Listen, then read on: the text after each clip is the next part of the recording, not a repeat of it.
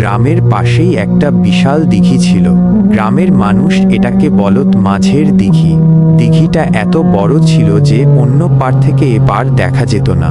দিঘির চারপাশ জুড়ে ছিল ঘন জঙ্গল আর পুরনো বটগাছ। গ্রামের মুরব্বীরা বলতেন এই দিঘির নাকি একটা পুরনো ইতিহাস আছে, আর এখানে নাকি এক অতৃপ্ত আত্মা ঘুরে বেড়ায়।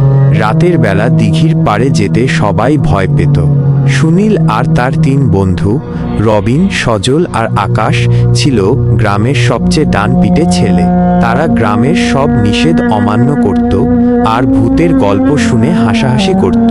একদিন তারা 4 জন মিলে বাজি ধরল যে মাঝরাতে তারা মাঝের দিঘির পাড়ে যাবে আর সেখান থেকে একটা শাপলা ফুল তুলে আনবে। এটা ছিল তাদের সাহসিকতা প্রমাণের একটা উপায়। সেদিন ছিল অমাবস্যার রাত। আকাশটা ঘুটঘুটে অন্ধকার, একটা তারা পর্যন্ত দেখা যাচ্ছিল না, শুধু ঝিঝি পোকার একটানা শব্দ আর বাতাসের শোঁ শোঁ আওয়াজ। সুনীলরা 4 জন টর্চলাইট আর লাঠি নিয়ে দিঘির দিকে রওনা দিল। গ্রামের সবাই ঘুমাচ্ছিল, তাই চারিদিকে ছিল পিনপতন নীরবতা।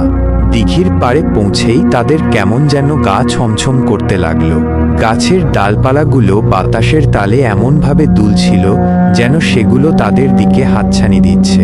দিঘির কালো জল দেখে মনে হচ্ছিল যেন তার নিচে কোনো গভীর রহস্য লুকিয়ে আছে। সজল বলল, আমার কেমন যেন লাগছে রে, চল ফিরে যাই। কিন্তু রবিন ছিল সবচেয়ে সাহসী।